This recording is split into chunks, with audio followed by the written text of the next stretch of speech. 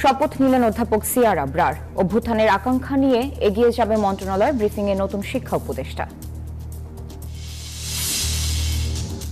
মানবতা বিরোধী অপরাধে শেখ হাসিনার বিচার হবে, সব প্রমাণ হাতে, স্কাই নিউজকে দেয়া সাক্ষাৎকারে প্রধান উপদেষ্টা। শেখ হাসিনার বিচার প্রক্রিয়ার সাথে নির্বাচনের সম্পর্ক নেই মন্তব্য খসরুর। যে সরকারি ক্ষমতায় আসুক, বিচার চলবে। 5 পুলিশ কর্মকর্তার বিরুদ্ধে 15 জুন তদন্ত প্রতিবেদন জমার নির্দেশ ট্রাইব্যুনালের। রাজনৈতিক বক্তব্যে প্রভাবিত হবে না বিচার। অস্বাস্থ্যকর পরিবেশে তৈরি হচ্ছে নকল স্যালাইন, স্বাস্থ্যের জন্য বিপজ্জনক বলছেন বিশেষজ্ঞ। খতিয়ে দেখার আশ্বাস প্রশাসনের।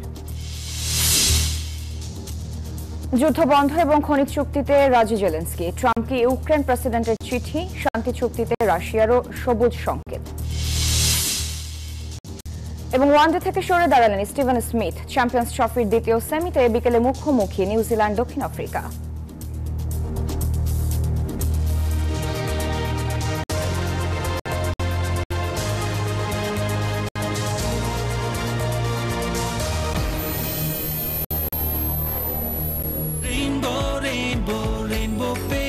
Rainbow Paints, the color of joy.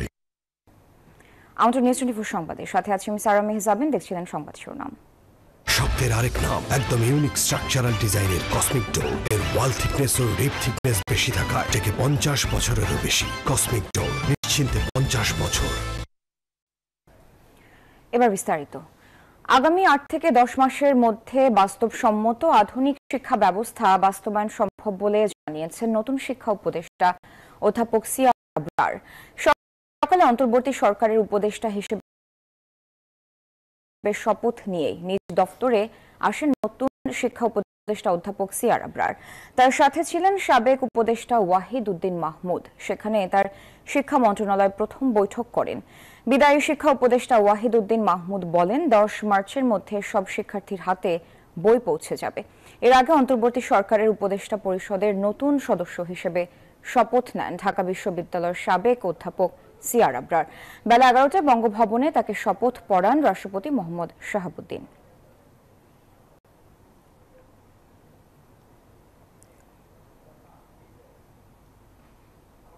আমি এমন এক শিক্ষা ব্যবস্থার কথা ভাবি যা হবে ব্যক্তির কর্মদক্ষতা অর্জন, তার আত্ম উন্নয়নের উপযুক্ত পথ, যা হবে আর্থসামাজিক উন্নয়ন ও বিজ্ঞান প্রযুক্তি ভিত্তিক উৎকর্ষে সহায়ক, এবং যা হবে সামাজিক ন্যায় বিচার প্রতিষ্ঠার লক্ষ্যে মূল্যবোধ সম্পন্ন নাগরিক তৈরির উপায়। এই যে আমার ব্যাংক আরএফএল গ্যাস স্টোভ, এর সায়েন্টিফিক নজল আর ব্রাশ বার্নার তাপকে সমানভাবে ছড়িয়ে খরচ বাঁচায় 25%। আরএফএল গ্যাস স্টোভ নিরাপদ ও গ্যাস সাশ্রয়ী। 304 ফুড গ্রেড স্টেইনলেস স্টিলে তৈরি, যা নিশ্চিত করে জংবিহীন সিঙ্কের আজীবন নিশ্চয়তা। আরএফএল কিচেন সিঙ্ক, স্বাস্থ্যকর কিচেনের চিরস্থায়ী সমাধান। মানবতা বিরোধী অপরাধী হিসেবে শেখ হাসিনাকে বিচারের সম্মুখীন হতে হবে, এতে কোনো সন্দেহ নেই। শুধু শেখ হাসিনাই নয়, তার সহযোগীদেরও বিচারের মুখোমুখি হতে হবে। ব্রিটিশ সংবাদ মাধ্যম স্কাই নিউজকে দেওয়া সাক্ষাৎকারে এসব কথা জানিয়েছেন প্রধান উপদেষ্টা ডক্টর মোহাম্মদ ইউনূস। মঙ্গলবার প্রধান উপদেষ্টা ডক্টর মোহাম্মদ ইউনূসের একটি বিশেষ সাক্ষাৎকার প্রচার করে স্কাই নিউজ, যেখানে বাংলাদেশের পলাতক সাবেক প্রধানমন্ত্রী শেখ হাসিনাকে শাস্তির আওতায় আনার ব্যাপারে সরাসরি কথা বলেন প্রধান উপদেষ্টা। ডক্টর ইউনূস বলেন, শেখ হাসিনাকে দোষী সাব্যস্ত করার জন্য সব প্রমাণই হাতে রয়েছে। এখন তাকে সশরীরে কিভাবে দেশে ফেরানো যাবে তা নির্ভর করছে ভারত এবং আন্তর্জাতিক আইনের উপর। এরই মধ্যে তাকে হস্তান্তর করার জন্য ভারতের কাছে আহ্বান জানানো হয়েছে।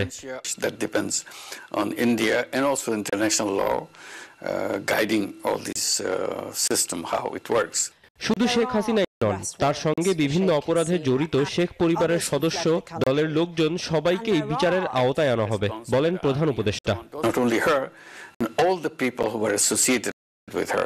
Her family members, her clans, her associates, and all the oligarchs, people who promoted her, supported her, made her the way she is. ভারতের কাছ থেকে শেখ হাসিনাকে সরাসরি ফেরত পাঠানোর ব্যাপারে আনুষ্ঠানিক কোনো বার্তা আসেনি বলে জানান প্রধান উপদেষ্টা। তবে ব্যাপারটি বৈধ বলে ভারত এ ব্যাপারে সহযোগিতা করবে বলেও জানান তিনি। If legally they are required to send her to Bangladesh, I think it's international law will guide that decision. প্রধান উপদেষ্টা কথা বলেন আয়নাঘর, জুলাই গণহত্যা ও টিউলিপ সিদ্দিকের দুর্নীতি প্রসঙ্গেও। The Corruption Commission is taking it very seriously. She has so many wealth left behind here, and they will check everything and see how she should be made responsible. Rohingya সংকট নিরসনের ব্যাপারে মিয়ানমারের বিদ্রোহীদের সাথে যোগাযোগ করা হচ্ছে বলেও জানান প্রধান উপদেষ্টা। Desk report, news 24। Rohingyas coming to Bangladesh. Bijli cables যে কোনো স্থাপনার বৈদ্যুতিক সংযোগকে রাখে নিরাপদ। এর স্কিন কোটেড ইনসুলেশন সম্পূর্ণ ফায়ার রিটার্ডেন্ট, তাই বিজলি কেবলস নিজেই নিজেকে নেভায়। বিজলি কেবলস, নিরাপদ আজীবন। শেখ হাসিনার বিচারের কথা বলে নির্বাচন পিছিয়ে দেওয়ার কোনো সুযোগ নেই বলে মন্তব্য করেছেন বিএনপির স্থায়ী কমিটির সদস্য আমির খসরু মাহমুদ চৌধুরী। দুপুরে রাজধানীর একটি হোটেলে গোলটেবিল বৈঠক শেষে সাংবাদিকদের প্রশ্নের জবাবে কথা বলেন তিনি। আগামীতে যে সরকারি ক্ষমতায় আসুক, শেখ হাসিনার বিচার করতে দায়বদ্ধ বলে জানান তিনি। নির্বাচিত সরকার ছাড়া দেশের সংকট সমাধান হবে না বলেও মন্তব্য করে যত দ্রুত সম্ভব জাতীয় নির্বাচনের মাধ্যমে জনগণের সরকার প্রতিষ্ঠা করার কথা বলেন আমির খসরু। তারপরে আপনার বিচার বিভাগের যে পরিবর্তন আসছে তার মাধ্যমে বিচার বিভাগ আরো ভালোভাবে কাজ করবে, এটা তো চলতেই থাকবে। তো সুতরাং এই হাসিনার কেন, হাসিনার আওয়ামী লীগের যারা দুঃশাসন যত সবার বিচার হতে হবে, তাই না? হাসিনার তো বটেই। সুতরাং বিচারের সাথে নির্বাচনের কোনো সম্পর্ক আমরা তো দেখতে পাচ্ছি না এখানে। শিক্ষকদের রাস্তায় বসে থাকতে হচ্ছে, অথচ সিন্ডিকেট করে যারা পণ্যের দাম বাড়িয়েছে তাদের গ্রেফতার করা হচ্ছে না। হতাশার কথা জানালেন বিএনপির জ্যেষ্ঠ যুগ্ম মহাসচিব রুহুল কবির রিজভী। বুধবার রাজধানীর জাতীয় প্রেস ক্লাবের সামনে নন এমপিও শিক্ষা প্রতিষ্ঠান ঐক্য পরিষদের অবস্থান কর্মসূচিতে তিনি এসব কথা বলেন। তিনি বলেন, নন এমপিও ভুক্ত শিক্ষকদের দাবির কথা কানেই তোলেনি সরকার। আন্দোলনরতদের চাকরি এমপিও ভুক্ত করার দাবি জানান তিনি। বিএনপি ক্ষমতায় এলে শিক্ষকদের দাবি মেনে নেওয়া হবে বলেন রুহুল কবির রিজভী। আমার বিশ্বাস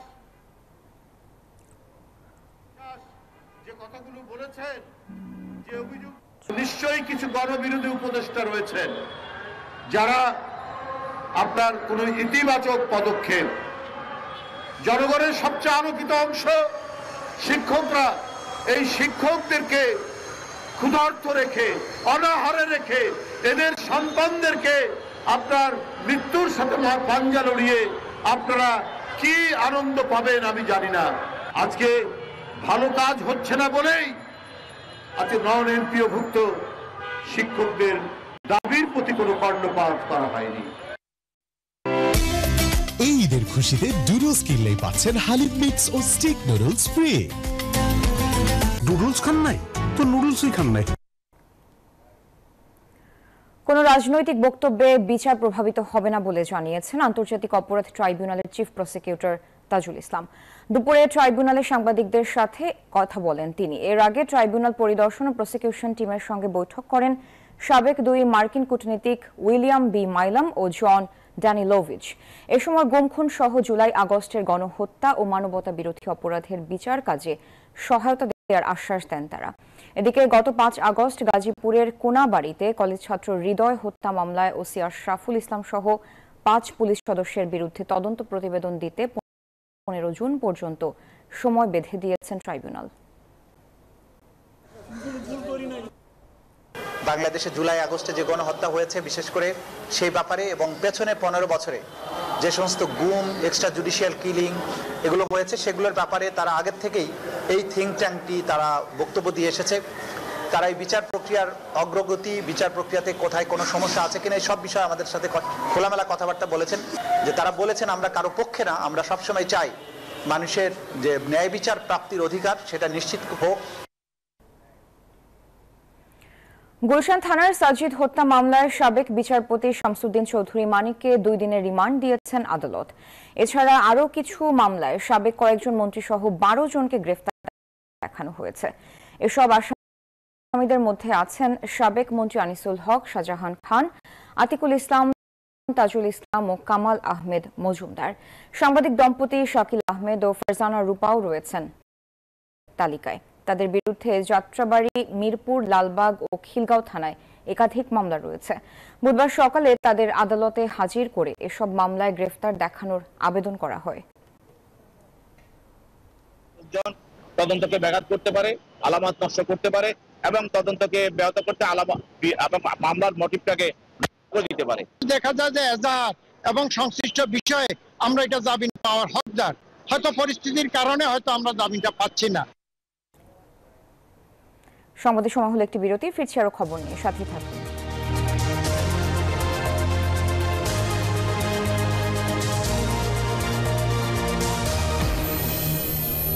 diploma full cream milk powder যুগ যুগ ধরে ডেজার্টকে বানায় এতটা ডেলিশিয়াস, যার চোখ ধাঁধানোর স্বাদের কাছে হারবে সবাই। নিউজিল্যান্ডের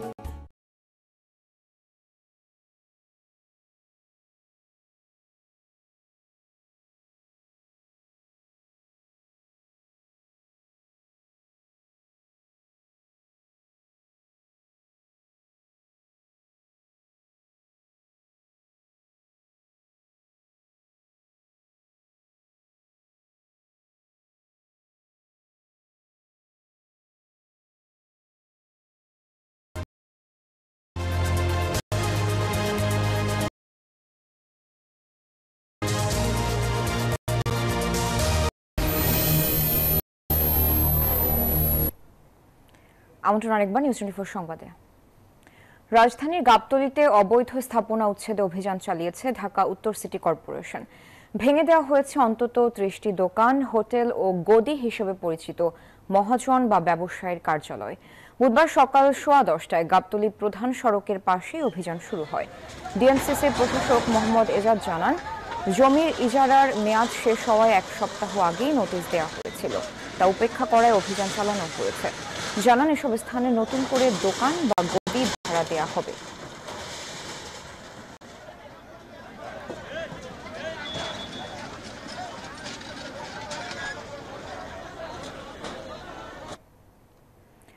$23 কোটি টাকার মুক্তিযুদ্ধের স্মৃতিস্তম্ভ নির্মাণ প্রকল্পে দুর্নীতি হয়েছে কিনা খতিয়ে দেখতে মুক্তিযুদ্ধ বিষয়ক মন্ত্রণালয় অভিযান চালিয়েছে দুদক। বুধবার 3 সদস্যের প্রতিনিধি দল এই অভিযান চালায়। সংশ্লিষ্ট দপ্তরগুলো থেকে প্রকল্পটির নথিপত্র সংগ্রহ করেছেন দুদক কর্মকর্তারা। সব খতিয়ে দেখার পর দুর্নীতির প্রমাণ পেলে প্রয়োজনীয় ব্যবস্থা নেওয়া হবে বলে জানিয়েছে দুদক।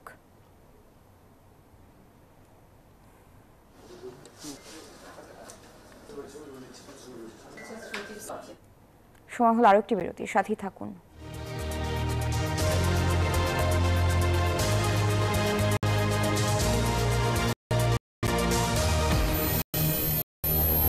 ডিপ্লোমা ফুল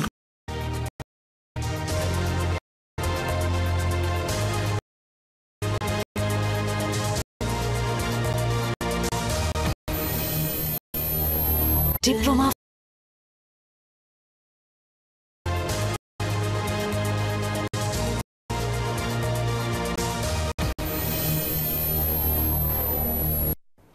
আমন্ত্রণ আরেকবার, এবার জানাবো আন্তর্জাতিক সংবাদ। যুদ্ধবন্ধে ও খনিজ চুক্তি বাস্তবায়ন করতে মার্কিন প্রেসিডেন্ট ট্রাম্পকে চিঠি দিয়েছেন ইউক্রেনের প্রেসিডেন্ট ভলোদিমির জেলেনস্কি। শান্তি চুক্তির জন্য রাশিয়ার কাছ থেকেও স্পষ্ট সংকেত পেয়েছেন ট্রাম্প। দ্বিতীয় মেয়াদে ক্ষমতায় আসার পর প্রথমবারের মতো কংগ্রেসের যৌথ অধিবেশনে দেয়া ভাষণে এসব কথা জানান মার্কিন প্রেসিডেন্ট। ভাষণে স্থান পেয়েছে কানাডা, মেক্সিকো, চীনের ওপর শুল্ক আরোপ সহ আরও নানা বিষয়।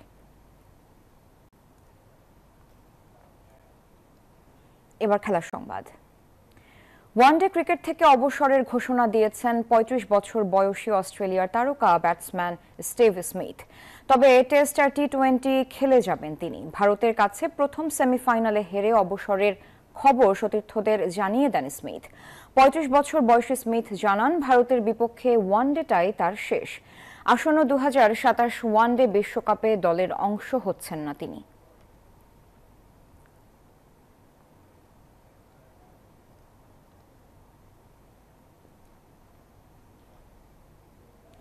চ্যাম্পিয়ন্স ট্রফির দ্বিতীয় সেমিফাইনালে মুখোমুখি হচ্ছে নিউজিল্যান্ড ও দক্ষিণ আফ্রিকা। সবশেষ এই পাকিস্তানি ত্রিদেশীয় সিরিজে মুখোমুখি হয় দু দল। কন্ডিশন সম্পর্কে ভালো ধারণা রয়েছে বলে জানালেন কিউই অধিনায়ক মিচেল স্যান্টনার। হাইব্রিড মডেলে হলেও ভ্রমণ নিয়েও কোনো অভিযোগ নেই তাদের। দক্ষিণ আফ্রিকাও রাতে ফ্লাডলাইটের নিচে অনুশীলন সেরেছে। দুই দলের ম্যাচ শুরু বেলা ৩টায়।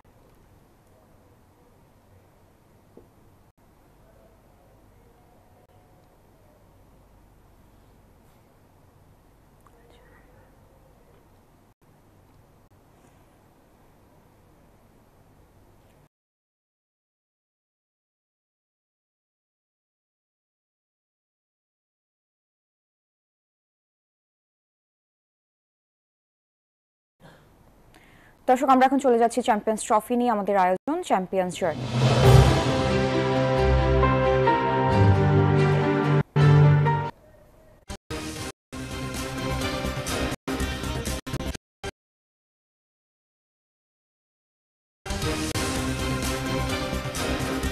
আয়োজন চ্যাম্পিয়ন্স জার্নিতে।